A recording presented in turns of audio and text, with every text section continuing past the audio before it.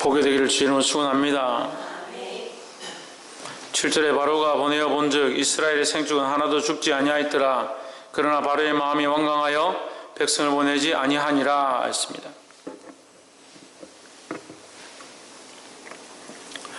8절은 바로가 완강해서 보내지 않았다. 12절은 그러나 여호와께서 바로의 마음을 강팍해 하셨으므로 그들을 듣지 아니하였으니 여호와께서 모세에게 말씀하심과 같더라 했습니다. 처음에 악질이, 그러니까 이 간질병 같은 이 병이 임해서 생축들이 죽었습니다. 그래도 그가 마음을 완강케 해서, 완악케 해서 백성들을 보내지 않습니다. 그래서 12절에 보면 또 뭐라고 하냐면 하나님께서, 여호와께서 바로의 마음을 강팍하게 하셨다. 독종을 주셔가지고 사람들이 이게 악창이 생기고 이 더러운 살이 썩어가는 이런 병이 생겼습니다. 근데 사람들이 어떻게 하냐? 다 죽겠다고 이렇게 하니까 바로가 하나님께 그렇게 해도 자기가 아무 피해가 없으니까 어떻게 하냐? 마음을 완악해 해서 그들을 보내지 않습니다. 그 말을 듣지 않습니다. 근데 7절에서는 그가 스스로 마음을 완강케 했다라고 하지만 12절에서는 하나님께서 강팍케 했다라고 하는 거예요. 전에도 얘기했지만 결국은 누가 선택하느냐? 바로가 선택한 거예요. 바로가 그렇게 한 거예요. 나중에 하나님 원망할 필요가 없어요. 여러분 그렇게 신앙생활을 하면요 나중에 하나님 앞에 원망할 필요가 없어요. 우리가 그렇게 선택하고 그렇게 살아간 거예요. 내가 내 몸을 아끼고 내가 먹고 싶은 거 아끼고 내가 하고 싶은 거 했고 그렇게 하면서 어떻게 하나님 섬기겠다고 하는 겁니까?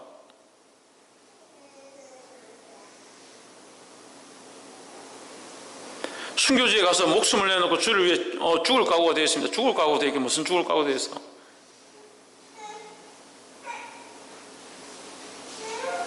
자기 목소리 하나도 주장 못하고 자기 몸 하나도 못 이기는데 뭘 순교지에 가서 죽어요? 죽어. 복음을 위해 복음을 위해 살겠습니다. 복음을 위해 살기 무슨 복음을 위해 살아? 내가 주신 모든 재물이 주님의, 무슨 주님의 거예요? 주님의 거는 말은 맨날 주님의 것이고 주님 더 알기 원합니다. 주님만 바라보기 원합니다. 주님만 바라보는데 어떻게 그렇게 삽니까? 계속 주님만 바라보고 있는데 삶은 자기만 바라보고 있는 삶이 되잖아요. 왜? 주님만 바라보고 있다면서요. 신희경, 주님만 바라보고 있다면서.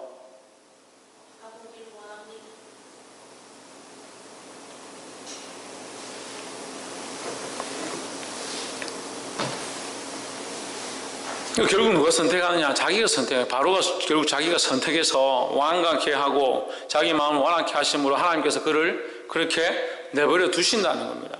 이 완악함은 누구에게 있느냐? 바로에게 있는 거죠.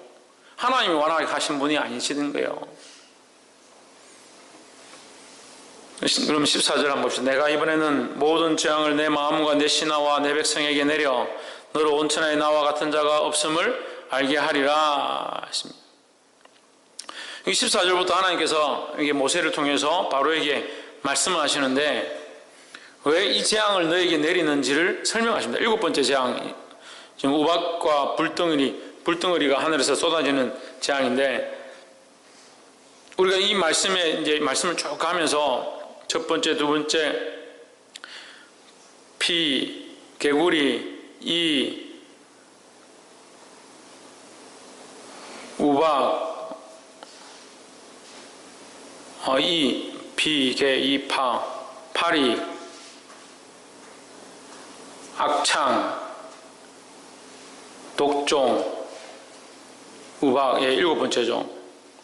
7번째 정도 오니까 하나님께서 그러면 빨리 심판하셔가지고 빨리 죽게 하시지, 아니 빨리 끝내고 이스라엘 백성을 꺼내시든지 그렇게 하시지 왜 이렇게 계속 끌고 있을까라는 그런 의문들이 좀 생깁니다. 근데 우리가 여기서 14절과 15절 이 말씀들을 통해서 하나님의 그 마음의 뜻을 알 수 있습니다. 15절 내가 손을 펴서 언약으로 너와 내 백성을 쳤다면 내가 세상에서 끊어졌을 것이나 내가 너를 16절에 내가 너를 세웠음은 나의 능력을 내게 보이고 내 이름이 온 천하에 전파되게 하려 하였음이니라 했습니다. 내가 너를 세웠으면 이거 하나님께서 모세에게 얘기하는 게 아닙니다. 내가 너를 세운 것은 하나님 누구에게 얘기하고 있냐면 바로에게 얘기하고 있는 거예요. 내가 너를 세웠다. 바로 너를 세웠다라는 거예요. 우리는 세워지면 다 하나님의 영광을 위해 쓰임을 받는 줄 알고 있습니다. 우리가 세워져서 이 바로처럼 쓰임을 받으면 그렇게 비참한 게 어디 있겠습니까? 옛날에 희경이 대표기도 할 때 그렇게 기도한 적이 있습니다.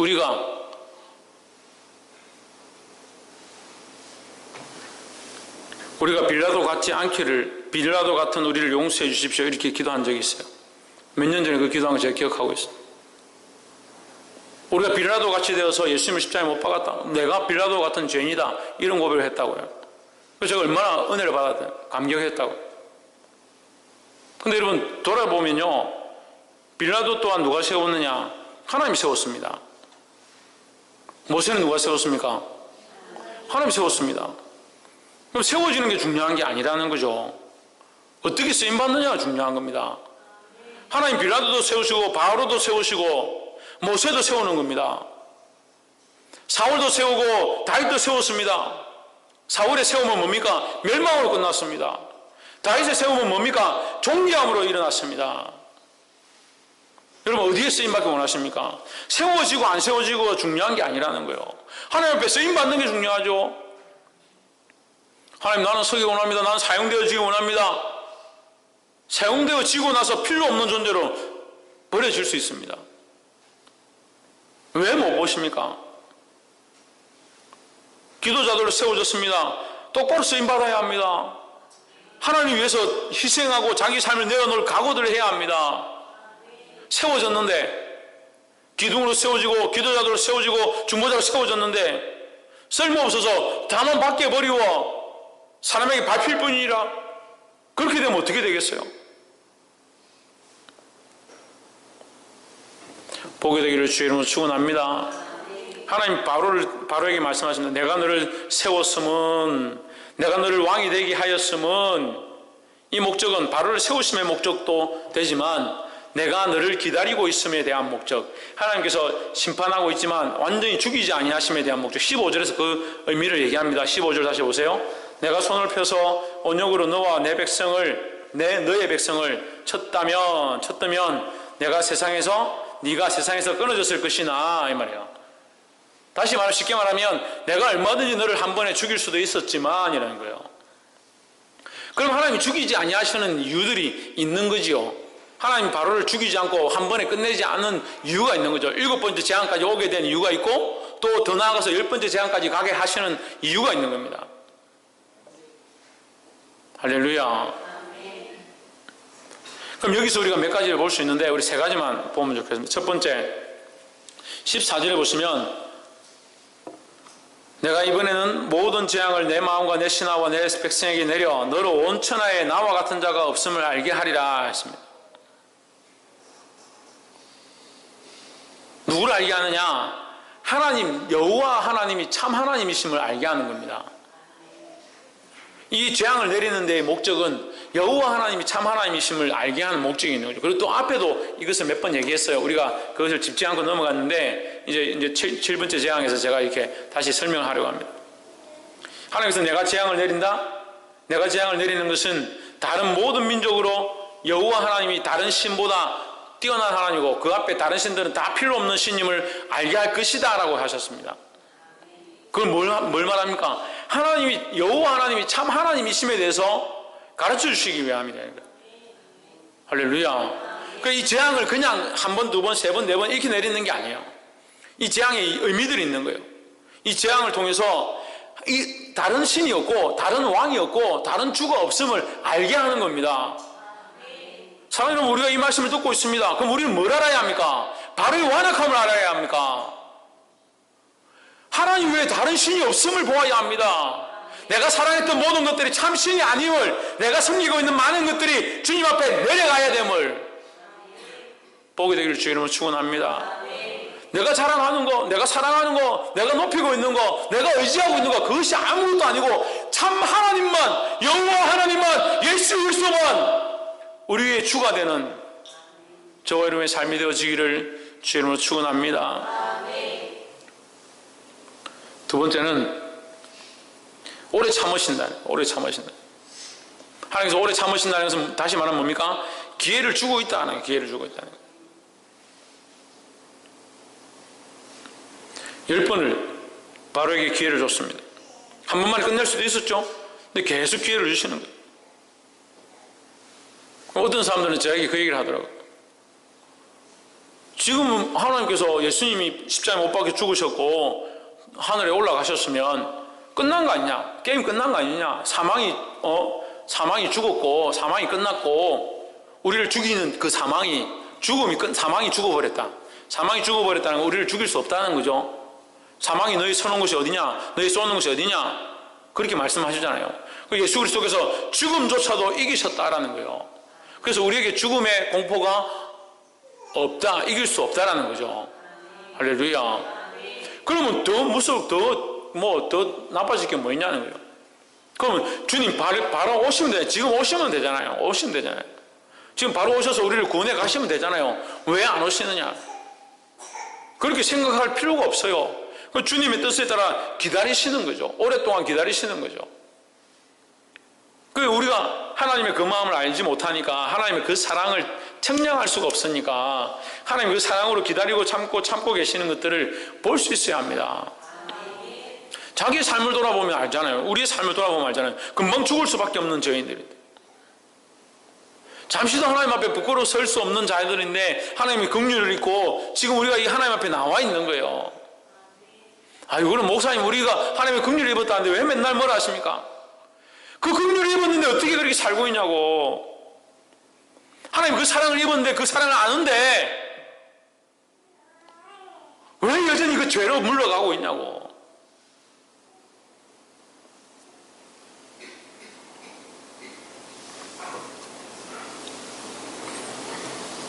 그 하나님 나의 백성이 뒤로 물러가면 내가 기뻐하지 아니하리라 하셨습니다. 우리가 뒤로 물러가는 거 후퇴하는 하나님 기뻐하지 않는다는 거예요. 오래 참으시는 이 하나님을 알게 되기를 주의 이름으로 축원합니다.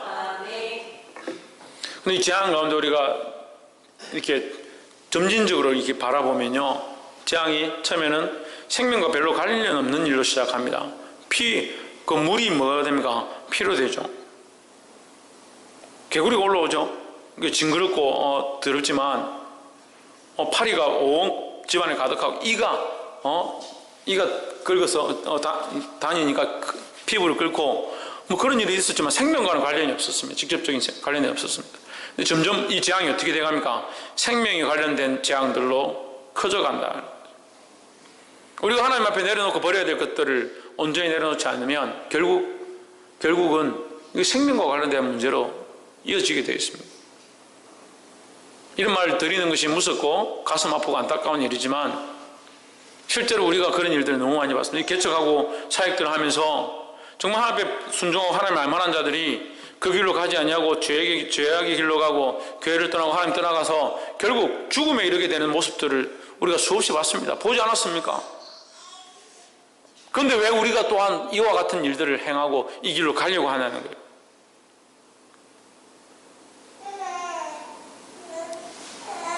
옆에서 한번 보십시오. 하나님을 인격적으로 만나고 변화됩시다. 마지막으로 세 번째는 이스라엘 백성들로 하나님을 알게 하십니다.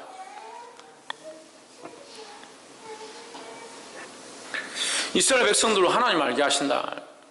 하나님께서 이 역사를 행하심으로 말미암아 애굽 나라가 바로와 그 신하들이 하나님을 두려워하게 되었지만 반대로 하나님께서 고센 땅에는 그런 일들이 없게 하심으로 말미암아 이스라엘이 그것을 보고 하나님을 알게 했다는 거예요.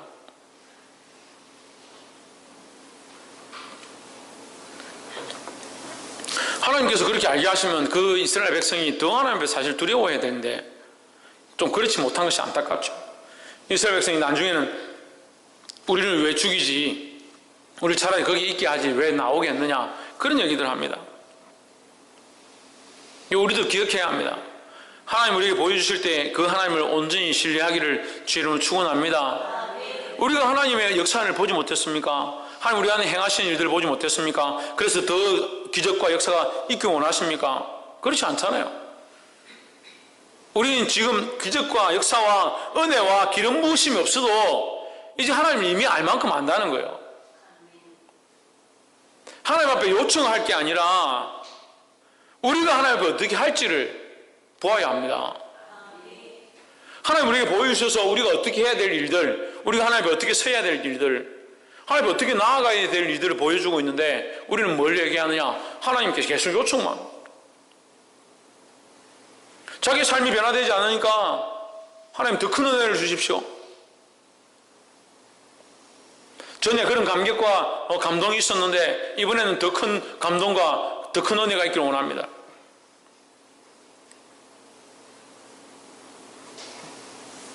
물론 우리가 어떤 공로를 취해서 하나님의 은혜를 받고 하나님 기름 부으심이 우리에게 임하는 건 아니죠. 하지만 하나님의 그 은혜와 역사를 경험했다면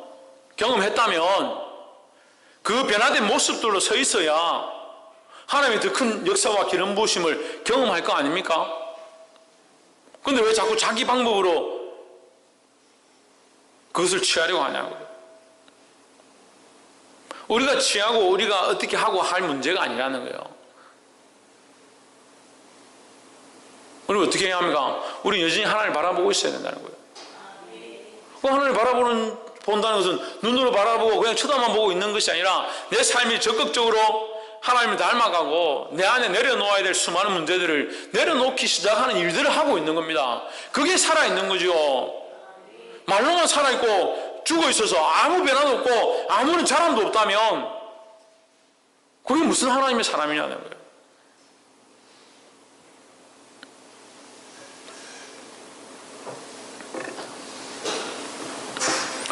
말씀 맺겠습니다. 20절에서 21절까지 보면 바로의 신하 중에 여호와의 말씀을 두려워하는 자들은 그 종들과 생축을 집으로 피하여 드렸으니 여호와의 말씀을 마음에 두지 아니하는 자는 그 종들과 생축을 들에 그대로 두었더라 했습니다. 이 바로의 신하들도 이제 두 종류로 나눠진 거예요. 한 사람들은 한쪽은 하나님의 말씀을 듣고 두려워해서 그의 종들과 생축들을 피신시키고, 또 다른 한 부류는 그래도 끝까지 완악해서 말씀을 듣지 않고 하나님의 말씀을 듣지 않고 그냥 종들과 가축들을 버려두는 겁니다. 오늘 우리 안에도 이 두 가지 종류의 사람이 있겠죠. 오늘 이 말씀을 듣고 안타깝지만 제가 경고하는데 그 말을 듣지 않고 자기 생각대로 걸어가는 사람이 있을 거고, 또는 이 말씀을 듣고 도전받아서 자기 삶을 바꾸고 그렇게 하려고 달려가는 사람이 있을 거예요. 우리가 다 이루었다함이 아니라 이미 다 이뤘다함이 아니라 했습니다. 그런데 달려가고 있습니까? 이룬 것을 원하는 게 아니에요. 이루고자 하느냐는 거예요. 그렇게 달려가고 있냐는 거예요. 근데 우리 지체들 모습 보니까 이루면 좋겠다, 이루는 게 좋지, 이루어야지, 그런 모습이나 그런 생각들 많이 했어요.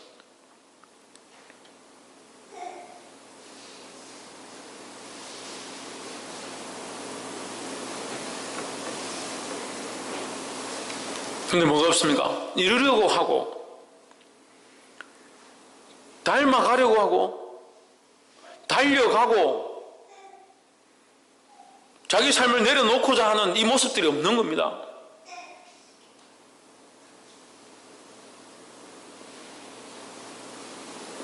복이 되기를 주의 이름으로 축원합니다. 사랑하는 성도 여러분, 하나님께서 여러분들을 세우셔서 부족한 또 한 종을 세우셔서 이 땅 가운데 복음의 사역들을 하고 생명을 살리라고 우리를 이곳에 보내셨습니다. 그 생명을 살리는 일들을 하지 않으면 우리가 왜 여기 있습니까? 신희경, 우리가 왜 여기 있습니까?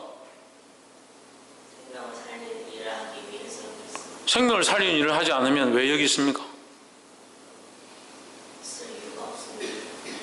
생명을 살리는 일을 하지 않으면 있을 이유가 없습니다. 그렇지 않습니까? 저와 여러분이 생명을 살리는 일을 하지 않으면 있을 이유가 없습니다. 교회가 교회 역할을 못하면 교회가 있을 필요가 없습니다. 그런데 그렇게 생명을 살릴 마음 없고 하나님 교회에 부흥원 주십시오. 아이들은 보내주십시오. 아이들 보내면 뭐 할 건데요? 생명을 살리는데 관점이 없고 생명을 살리는데 가치관이 없는데 생명을 보내주면 뭐합니까?